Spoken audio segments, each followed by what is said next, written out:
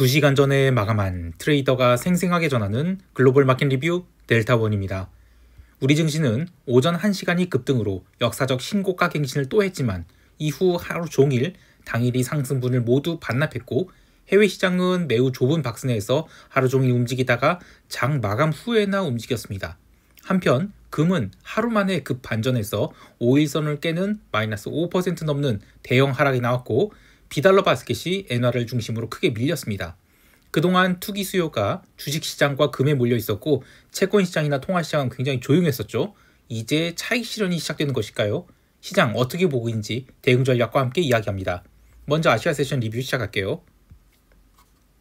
우리 증시는 갭 상승 출발 후 외국인들이 처음 5분간 2천억 넘는 선물 매도를 했지만 현물 시장에서는 오전 11시 30분까지 3,800억 가까이 현물을 매수하면서 초반 상승을 이끌었습니다. 이런 매수세로 오전 9시 45분 시장은 역사적 고점을 갱신하게 되었고 외국인들은 선물 매도를 눈물을 머금고 또 걷어들이는 손절매를 단행했습니다.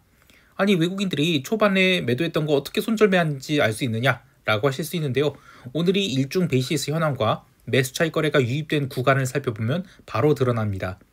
장 초반 선물 매도를 2천억 넘게 강하게 매도할 때는 아직 현물 시장 개장 전이니 차익 거래 호가가 유입될 수 없지만 이후 현물 시장 본장 개장 후 오전 10시 30분까지 외국인들이 장 초반에 매도했던 선물을 줄기차게 손절매하니까 베이시스가 살아났어요. 그래서 이 구간에서만 매수 차익 거래가 1,000억 원이 들어오게 됩니다. 그래서 외국인들이 이 선물을 매도했던 것을 손절했다 이렇게 보는 거예요. 하지만 오전 11시 40분 이후 외국인들이 다시 선물 매도를 늘리기 시작했고 지수가 오전이 상승분을 대부분 반납할 때까지 매도분을 풀지 않았습니다. 그래서 이 이후에는 차익 매수가 안 들어왔어요. 전일 시황에서 화요일에 갭상승 나왔다가 윗골이 달린 음봉 나온다. 그러면 한 주의 주봉을 음봉으로 만들 수 있는 매우 중요한 전환점이 만들어질 수 있다. 이렇게 얘기를 했는데 오늘 드디어 음봉이 나왔어요. 그리고 5일선까지 이격 조정으로 추가 하락이 됐던 아니면 기간 조정으로 5일선에 붙든 시세가 조금 더 눌릴 수 있는 여지가 이제 만들어지게 됐습니다. 하나 재미있는 것은 외국인들이 장 초반이 상승기에 현물을 3천억 넘게 매수했다가 이후 매수분을 모두 정리하게 됐는데 개인들이 상승기에 현물을 6천억 넘게 팔아치웠다가 이후 지수가 솔솔 내려온 구간에서 일중 순매도분을 싹 걷어들이는 모습이 포착됐죠. 자, 이런 것을 보고 개인들이 고점에서 매수를 했다라고 보는 시각도 있겠지만 그렇다기보다는 개인들이 강세장이라고 보고 이 정도 눌리면 괜찮겠지 하고 일중 거래자들 중심으로 매수 주문을 깔아놓은 것들이 체결되면서 비자발적인 고점 매수를 한 것이다. 이렇게 봐야 되죠. 사실 누가 처음부터 고점 매수하고 싶었겠습니까? 눌림목 매수라고 본 것이 다시 안 온다? 그러면 비자발적인 장기 투자하게 되는 것이죠. 오늘 삼성전자에 대해서는 외국인들이 850억가량 매수를 했지만 SK하이닉스는 3,900억가량 매도를 했는데 이런 식으로 고점에서 하다가 물리게 되는 것입니다. 옵션 시장에서는 마켓메이커들이 지수의 추가 상승을 바라보긴 했지만 그동안이 상단 배리어 550에 근접하는 상승이 나타나자 또 롤링업 해지를 해서 560포인트까지 상단 배리어를 올려놨습니다. 560포인트라니 참 놀래 자빠질 일입니다. 그렇다고 지수가 고점 만들고 내려올 때 다시 550포인트로 롤링 다운을 했는가 하면 그렇지 않았습니다. 오히려 오전장이 상승해 하단 배리어도 500포인트를 올리면서 이번 물 들어서 500포인트 이하로는 내려가기 어렵겠다라고 보는 것 같아요. 마켓메이커들이 이번 폭등기에 매우 적극적으로 상방뷰를 보았기에 지금까지 상승을 그야말로 가까스로 따라가고 있다라고 보지만 만약에 중립관점이었다? 그러면 아주 크게 터질 뻔했을 것 같아요. 올해 5월과 6월이 폭등기에도 마켓메이커들은 도저히 상승을 못 따라가겠다 싶으면 상방을 플랫으로 열어놓고 대응하기도 했죠. 그래도 이번 폭등기는 나름 잘 따라가면서 해지를 하고 있는데 본격적인 미결제 약정 증가는 아직 이루어지지 않고 있어요. 그래서 아직은 시장이 꼭지가 만들어졌다라고는 볼 수 없을 것 같습니다. 변동성 또한 장 초반에 잠깐 빠진 것을 제외하고는 시장이 올라갈 때도 변동성 늘어나고 오전 고점 형성 후 상승분을 모두 선형적으로 반납할 때도 변동성이 늘어나서 계속해서 V코스피 지수가 30포인트 위에서 움직이고 있어요. 해외 시장의 변동성이 바닥권에서 뭉개지도록 눌리고 있는 것에 비해서 우리 시장의 변동성은 계속 미쳐있는 상태입니다. 마켓메이커들이 적극적인 변동성 매도에 나서야 되는데 우리 시장에 대한 뷰가 글로벌 뷰와 전혀 다르기 때문에 함부로 변동성 매도를 못하는 것 같아요. 또 하나, 오늘 현대차 그룹이 불을 뿜었죠. 한미 무역 협상이 뭔가 잘 되고 있다는 소식 때문에 폭등을 했다라고 하는데, 글로벌 자동차 업종 자체가 낮은 멀티플을 받고 있는 상황에서 우리 자동차 업종은 워낙 관심을 못 받고 있는 이른바 빈집이었기 때문에 작은 매수에도 강한 탄력을 받는다, 이런 이야기가 있어요. 그럼 우리 바이오는 언제 가냐 하시는 분들도 있겠지만, 안타깝게도 바이오는 손때가 많이 묻어있죠. 여하튼 마켓메이커들은 여전히 우리 증시가 추가 상승할 가능성을 계속 염두에 두고 있고요.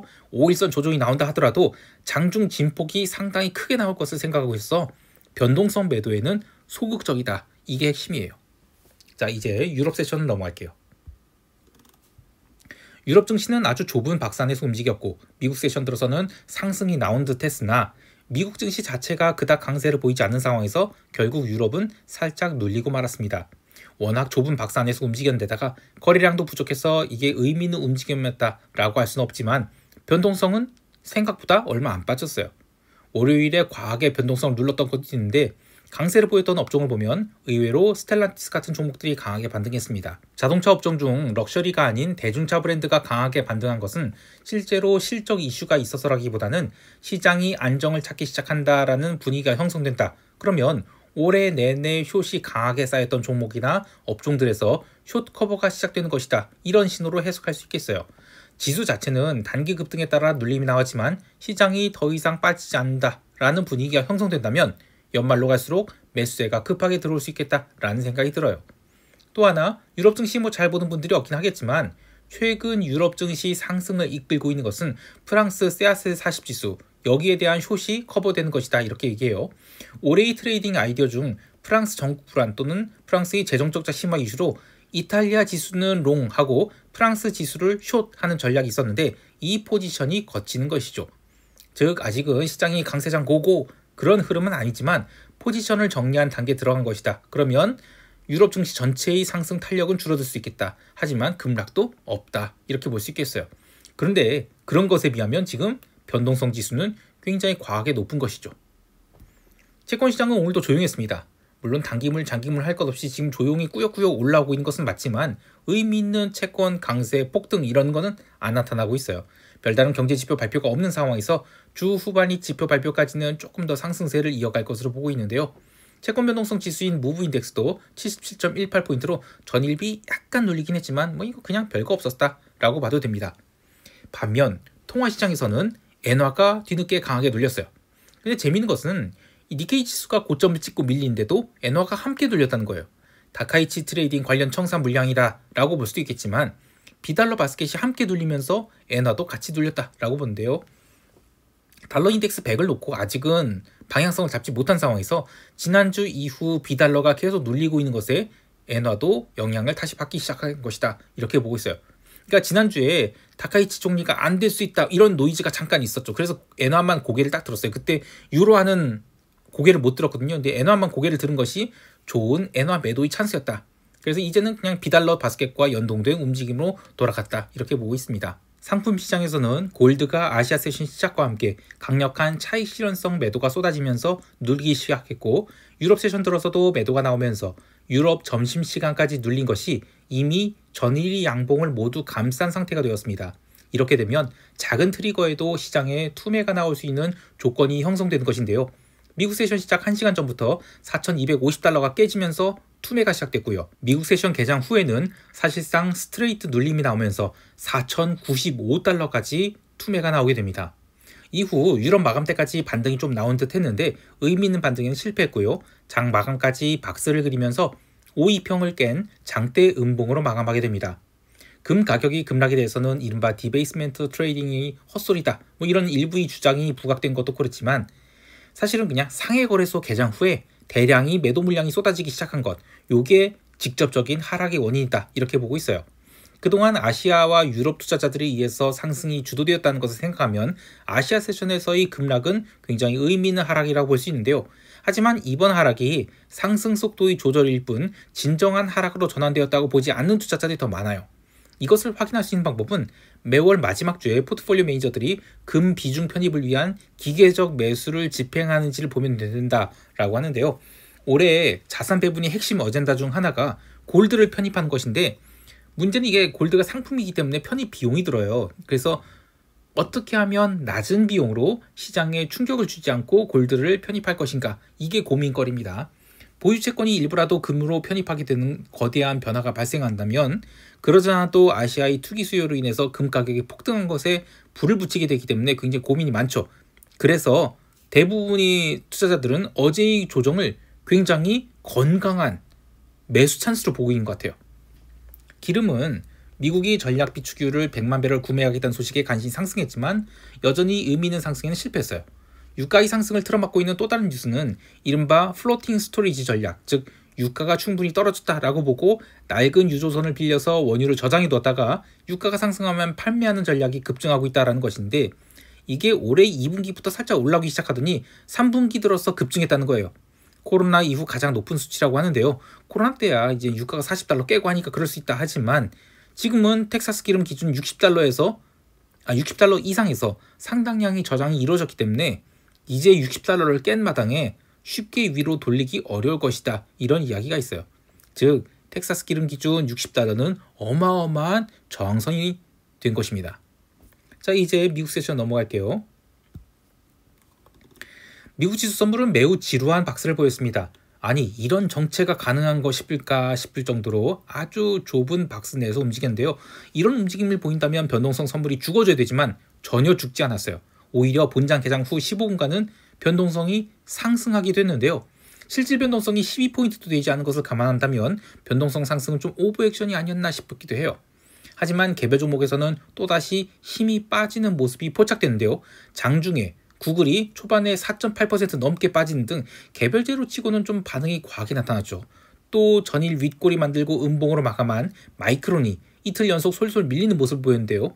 지수 전체가 조용했다 하더라도 그동안 상승 탄력이 매우 강했던 종목들이 다시 흠집이 나는 모습이기 때문에 과연 무슨 재료로 시장이 치고 올라갈 수 있을까 싶기도 해요. 한편 이번 주는 실적 발표로 인해서 개별 종목들이 장 시작 전과 장 마감 후에 나름 큰 움직임을 보였는데요. 장 시작 전에 발표된 3M, 코카콜라 같은 이 전통산업 주식들은 매우 강한 상승을 보이면서 다우지수를 끌어올리는 데 성공을 했어요. 그런데 반면에 장 마감 후 발표된 넷플릭스 실적 미스나면서 시간외에서 마이너스 6% 넘게 밀렸고요. 텍사스 인스트루먼트도 폭락을 했죠. 다우지수는 드디어 역사적 고점 갱신했어요. 물론 지수 산출 방식이 다우 같은 경우에는 시장 전체를 대변하지 않기 때문에 대표성이 있다 할 수는 없지만 인공지능이 밀린다 하더라도 시장이 전부 꺾인 상황은 아니다, 이런 걸 보여주는 것 같아요. 또 하나, 오늘 JP모건 은행주가 또 밀렸어요. 전일 JP모건이 61선에서의 이 쌍바닥 돌리기 양봉이 나온 것으로 보고 제법 강한 매수가 들어온 것을 다 까버리면서 다시 61선 이하로 내려가 버렸는데요. 유럽도 그렇고 올해 가장 강한 업종들의 차익 실현이 계속 나오는 거 보면 올해 남은 2달간 시장이 어떤 업종을 질러서 레벨업을 시키게 될 것인가? 퀘스천 마크입니다. 시장이 워낙 좁은 박스 안에서 비추세로 움직이는 바람에 시장의 흐름이 어땠다라고 말하기 힘들 정도였는데요. 12월물 선물이 근월물이 되고 나서 가장 낮은 거래량을 지금 이틀 연속 기록하고 있어요. 역사적 고점 근처까지 어떻게든 올라왔지만 이걸 돌파해낼 힘은 없다, 이렇게 느끼는 것 같아요. 자, 그래도 유럽과 마찬가지로 올해 내내 숏을 쳤던 종목들에 대한 커버링이 하나둘 나타나는 증거들이 보여요. 오늘 미국 소매업체인 타겟이 3.14% 상승했는데 올 한 해 월마트는 역사적 신고가 갱신을 이어가면서 지난주에 고점을 찍고 빠르게 내려오고 있거든요. 근데 반면 타겟은 지난주에 저점을 찍고 빠르게 반등하고 있어요. 이것은 이제 연말이 가까워지면서 올해 롱숏을 잡은 포지션들이 청산되고 있는 모습이다, 이렇게 볼 수 있겠습니다. 자, 이제 시장 총평하면서 대응 전략 이야기할게요. 우리 증시는 일봉상 의미 있는 윗골이 음봉을 만들었지만 이러한 봉을 만드는데 큰 비용이 들었는가? 라를 생각해보면 그렇지 않죠. 즉 시장에 적극적인 방향성 플레이어가 없는 상황에서 가벼운 매수만으로 시장이 강하게 올라가고 마찬가지로 그들이 매도로 뒤집게 되면 가볍게 내려가고 있어요. 어제도 외국인들이 선물 순매도를 4천억가량 했다라고 하지만 미결제 약정이 의미 있는 증가는 없었습니다. 즉 여기가 시장 꼭지다라고 막 선물 매도 막 강하게 치고 시장 쭉쭉 민다, 이런 거 없었다는 것입니다. 그런 상황에서 가장 투기적인 모습을 보였던 골드에 나름 대음봉이 나왔는데 5일선을 깨는 강한 음봉이 나왔기 때문에 시장이 조금은 긴장하게 될 것 같아요. 무슨 핑계가 되었든 우리 증시가 최소한 5일선까지 이격 조정 같은 경우에는 아무렇지도 않은 일이죠. 시장 참여자들이 일관된 흐름이 나타난다면 순식간에 조정이 나올 수 있어요. 전일 해외 시장 움직임 대비 방금 마감한 야간 선물이 하락한 것은 그러한 투기적인 수요가 어느 정도는 쿨다운을 해야 함을 골드의 하락으로 좀 드러낸 것이다. 이렇게 볼 수도 있겠거든요. 조정이 어떤 형태로 나오든가에 따라서 대응 방식도 달라지겠지만 만약에 시장이 이제 어느 정도 상단 배려를 완성했다라고 한다면 푼 매수는 아직 아니고 콜 매도로 대응하는 것이 좋겠어요. 근데 오전장에 과한 눌림이 나왔다, 특히 기술적으로 굉장히 중요한 자리까지 눌림이 났다라고 하면 일중 진입한 포지션은 이익 실현을 하면서 가는 것이 좋겠어요. 아직은 고점이 만들어졌다라고 할 수도 없을 뿐더러 눌림이 나온다 하더라도 급격한 상승에 따른 이격 조정만이 기대되는 상황이죠. 그래서 지수가 하락할 때는 오히려 변동성이 눌릴 가능성이 있어요. 즉 풋옵션 매수를 해서는 돈이 안 될 가능성이 훨씬 높다는 것입니다. 따라서 일중 대응 전략은 그냥 고점 매도 단타 관점 이렇게 대응하는 것이 좋겠고, 우리 증시는 아직 포지션으로 매도로 밀고 가는 것은 한참 뒤에나 생각해야 되겠습니다. 해외 증시에 대해서는 미국 증시가 지금 오늘 휴일인가 싶을 정도로 거래량이 적었죠. 지수가 비추세 흐름을 보였음에도 불구하고 변동성은 쉽게 19포인트 이하로 안 내려가고 있어요. 근데 변동성이 비싼 데는 다 이유가 있습니다. 이번 주 금요일 지표 발표가 있는데 드디어 이제 그동안 밀렸던 소매 판매 이런 것도 발표되거든요. 이거 발표하고 나서 강하게 지수가 레벨업을 하면서 변동성이 밀려 내려가는지, 아니면 그때 변동성이 안 빠진다 그러면 미국 증시가 우리 증시처럼 미친 상승을 하기 시작할 수도 있어요. 근데 확률은 낮던데 어쨌든 반대로 금요일 지표 발표 이후 시장이 강하게 하락 전환했다? 그러면 미국 증시가 10월 9일 이후 싼 고점 만들면서 하락 전환이 출발이 될 수도 있는 거예요. 근데 시장 참여자들이 컨센서스는 여전히 추가 상승 가능성에 쏠려 있는 것 같습니다. 여러 차례 이야기했던 리테일이 물지마 콜매수 현상, 그리고 포트폴리오 매니저들이 하방 해지를 완료한 상황에서 추가 상승이 나타나면 어쩔 수 없이 상승을 따라가야 되는 그런 상황에 몰려있는 것, 이런 것들이 상방 가능성으로 볼 수 있는 재료인데, 하방 가능성에 대해서는 개별주들 중에서 투기 수요가 많이 붙어있던 원자력 이런 게 밀리고 있거든요. 이런 것들이 일종의 하락 신호가 되는 게 아니냐 이렇게 얘기하고 있습니다. 그렇지만 변동성이 지나치게 비싼 관계로 시장이 하락한다 하더라도 그냥 곱게 하락하지는 않을 것 같아요. 가장 이상적인 흐름은 목요일까지는 작은 레벨업이 계속 이어지다가 금요일에 그 상승을 모두 까고 대형 음봉이 나온 것이 이상적인데, 사실 이런 움직임은 2주 전 금요일이 있었어요.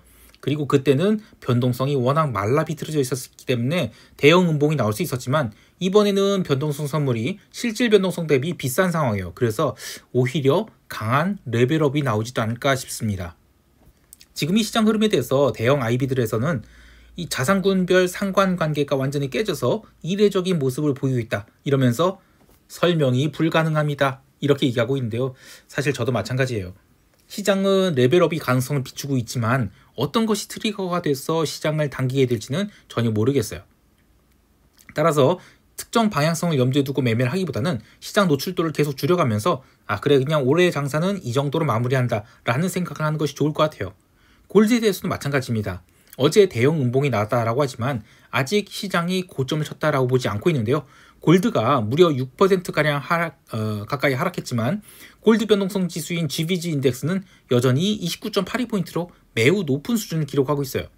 반등이 나오면 3%짜리 반등도 얼마든지 나올 수 있다는 것입니다. 따라서 방향성에 대한 선의견을 갖지 말고 최대한 유리한 자리에서 단기 매매 관점으로 대응하는 것이 좋겠어요. 마지막으로 시황이 스크립트를 한국시장 개장 전에 보기를 원하시는 분들은 네이버에서 델타원 글로벌 검색하셔서 네이버 프리미엄 콘텐츠 가입하시면 시황 스크립트를 한국시장 개장 전에 받아보실 수 있습니다. 많은 가입 바라고요. 자, 오늘 하루도 성공 투자하시길 바라며 이상 델타원이었습니다. 감사합니다.